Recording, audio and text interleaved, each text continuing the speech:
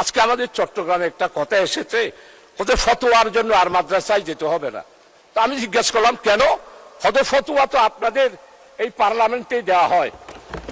ফতোয়া কিরকম? ফখরুল ইসলাম মাননীয় মন্ত্রী, উনি যেমন ইসলাম নয়, জামাত ইসলামীও ইসলাম নয়। মানে স্পিকার, জামাত ইসলামীকে জানতে হলে 100 বছরের ইতিহাস জানতে হবে। জামাত ইসলামী কি ইসলামী দল না অন্য কিছু, সেটার ফতোয়া দেওয়ার দরকার নাই। তাই আমাদের চট্টগ্রামে এখন বলতেছে হাল জমানার মুফতি তিনি, আর একটা বললাম না, আলিফ বাতা জানেন না।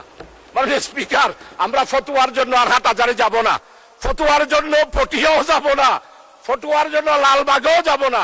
আমাদের এই মহান পার্লামেন্টে জামাত ইসলামীকে ইসলামী দল নয় বলে যিনি বলেন, তার কাছ থেকেই আমরা ফতোয়া নেব।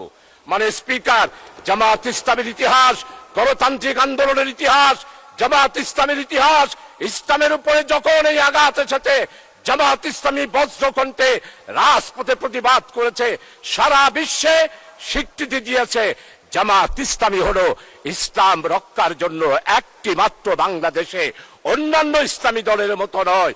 জামাত ইসলামী গণতান্ত্রিক, নিয়মতান্ত্রিক, মানুষের অধিকার প্রতিষ্ঠার জন্য, ওয়েলফেয়ার স্টেট কায়েম করার জন্যই জামাত ইসলামী। তাই নির্বাচনের আগে আমাদের বক্তব্য ছিল ন্যায়, ইনসাফ, বৈষম্যহীন, কল্যাণময় একটি রাষ্ট্র আমরা কায়েম করতে চাই। মাননীয় স্পিকার।